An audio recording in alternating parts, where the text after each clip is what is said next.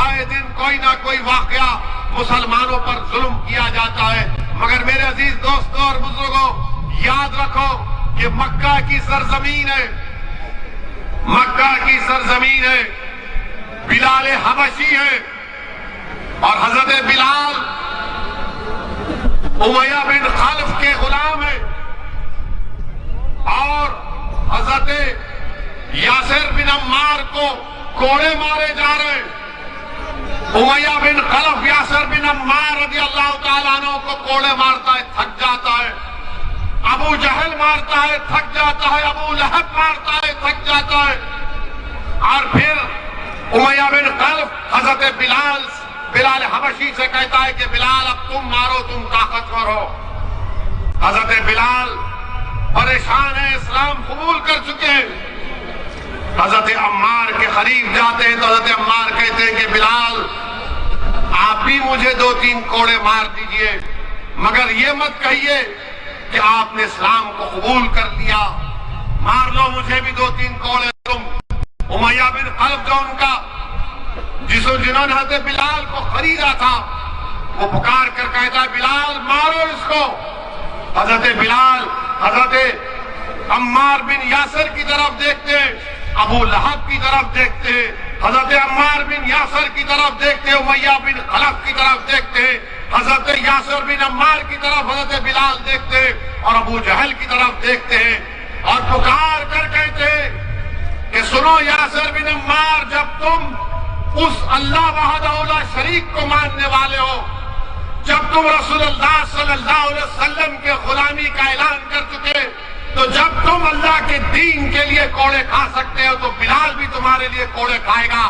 اور پکار کر امیہ بن خلف کو کہتے ہیں کہ اکیلا یاسر بن عمار کوڑے نہیں کھائے گا، بلال بھی کوڑے کھائے گا اور تمہاری مصیبت کا مقابلہ کرے گا۔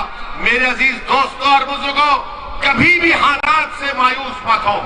اللہ قرآن میں فرماتا لا تقنطوا من رحمت اللہ، کہ اللہ کی رحمت سے مایوس مت ہو۔ حضرت بلال کو کیسی تکلیف دی جاتی تھی مکے کی سرزمین پر، ریت پر لٹا کر گرم گرم پتھر حضرت بلال کی پیٹھ پر رکھ دیے جاتے۔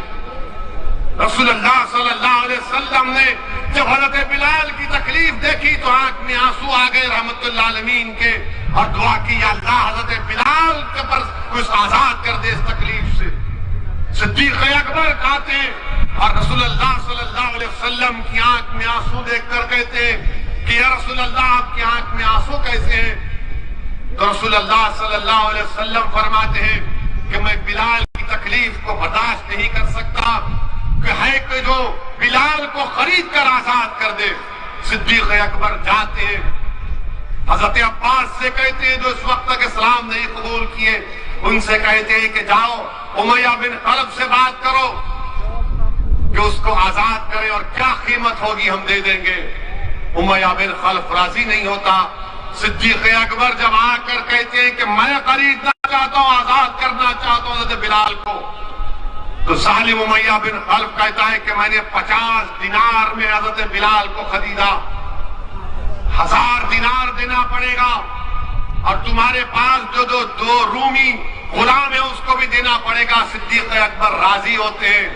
حضرت بلال کو جب اٹھاتے تو حضرت بلال، سیرت کی کتابوں میں آیا کہ حضرت بلال جس طرح ہم سجدے میں ہوتے ہیں اس طرح سجدے میں گرے ہوئے، اور جسم پر گرم گرم پتھر لگے ہوئے اور خون بہ رہا ہے۔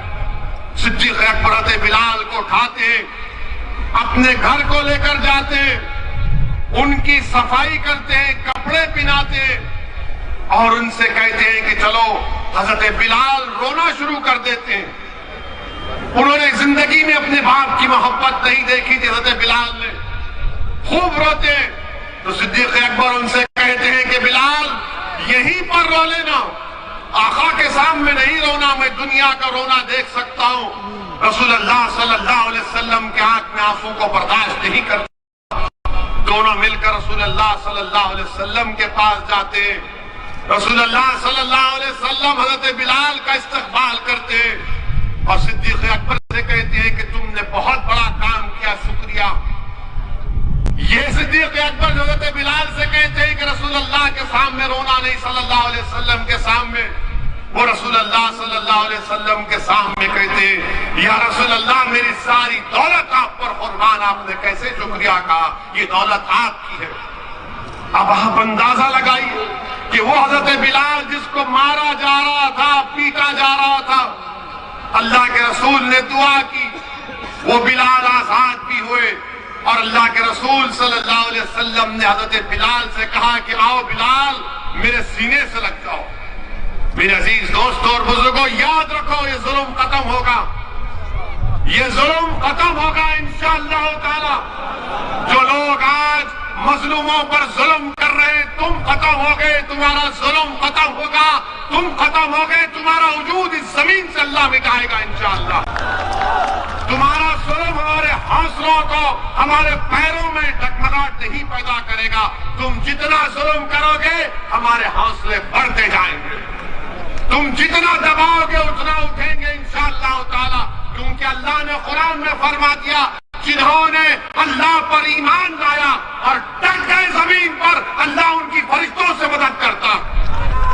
تو تم ڈٹ جاؤ زمین پر، تم ڈٹ جاؤ زمین پر، ہمت مت ہارو۔ جیسا کہ کسی شاعر نے اچھا کہا، ادھر آ ستمگر ہنر آزمائے، ادھر آ ستمگر ہنر آزمائے، تو تیر آزما ہم جگر آزمائے۔ میرے عزیز دوستوں اور بزرگوں، تاریخ میں بھری پڑی ہے حضرت بلال کی وہ تکالیف ہمارے سامنے۔ حضرت سمیہ کو نیزہ مار کر ان کا حمل ساکت کر دیا گیا، حضرت سید الشہداء حضرت حمزہ کی لاش سے کیا کیا گیا تھا۔ تو تم کیا سمجھ رہے ہو کہ ہم پر جو ظلم کیا جائے گا؟ ارے میرے عزیز دوستوں اور بزرگوں، کامیابی انشاءاللہ تعالی آپ کے قدم چومے گی، کامیابی قدم چومے گی۔ جو لوگ آج ظلم کر رہے ہیں، یاد رکھو اقتدار ہمیشہ کسی کے پاس رہنے والا نہیں ہے، اقتدار جائے گا انشاءاللہ تعالی۔ جو لوگ آج ظلم کر رہے ہیں طاقت کے بلبوتے پر، اقتدار کے نشے میں آ کر، کل تمہارے پاس اقتدار نہیں ہوگا، کل تمہارے پاس اقتدار نہیں ہوگا۔ اور میرے عزیز دوستوں، نوجوانوں، ہمیشہ آپ سے کہہ رہا ہوں کہ اپنے دل پر بھروسہ کرو، دماغ پر مت کرو۔ دماغ تم کو ڈرائے گا۔ جب حضرت بلال کو امیہ بن خلف نے کہا کہ لو گھوڑا لے کر مارو، تو حضرت بلال کی نیت صاف تھی، وہ دیکھ رہے تھے کہ اگر میں نہیں ماروں گا تو آگ میں ڈالا جاؤں گا، مجھے مارا جائے گا۔ مگر دنیا نے دیکھ لیا کہ حضرت بلال نے سچائی کا ساتھ دیا، حضرت بلال نے اپنے دل کو مانا اور سچائی کا حق کا ساتھ دیا، تو وہ عروج پر پہنچے۔ کون سے عروج پر؟ کہ جب مکہ فتح ہوا تو مکے کی چھت پر کھڑے ہو کر سیاہ فام حضرت بلال نے، صحابی رسول نے نماز دی۔ میرے عزیز دوستوں اور بزرگوں، نوجوانوں، یاد رکھو کسی شاعر نے اچھا کہا تھا، عقل کو تنقید سے فرصت نہیں، عقل کو تنقید سے فرصت نہیں، عشق پر ایمان کی بنیاد رکھو، عشق پر ایمان کی بنیاد رکھو۔ اگر تم یہی ڈرتے رہو گے بی جے پی آ جائے گی، بی جے پی آ رہی تمہاری ووٹ سے نہیں، بی جے پی آ رہی ہے تو ہندوؤں کے ووٹ سے آ رہی ہے، مسلمانوں کے ووٹ سے نہیں آ رہی بی جے پی۔ یہ بات تم کو کوئی نہیں کہے گا، یہ بات تم کو کوئی نہیں کہے گا۔ میں تمہارے درمیان میں کھول کر کہہ رہا ہوں، میں کسی مذہب کا خلاف نہیں ہوں، میں کسی مذہب کا خلاف نہیں ہوں، نہ کبھی رہوں گا، سچ بیان کر رہا ہوں۔ بلکہ میری تو خواہش یہ کہ مجلس کے ساتھ دلت بھی کھڑا ہمارا بھائی، مجلس کے ساتھ ہمارے او بی سی سماج کے بھائی اور ان کی برادریاں کھڑے ہو جائے۔ ہم تو چاہتے ہیں کہ پورا ونچت سماج ایک جگہ پر ہو جائے، یہ ہماری کوشش ہے۔ مگر یہ آ کر کہنا کہ بی جے پی آ جائے گی، ارے بی جے پی میری وجہ سے نہیں آ رہی ہے، بی جے پی آ رہی ہے تو کسی اور کی ووٹ سے آ رہی ہے۔ وہ موڈی کا دیوانہ ہو چکا ہے، ہم نہیں ہوئے ہیں۔ ان کے دل و دماغ پر موڈی چھا چکا ہے، ہمارے دل و دماغ پر موڈی نہیں چھایا ہوا ہے۔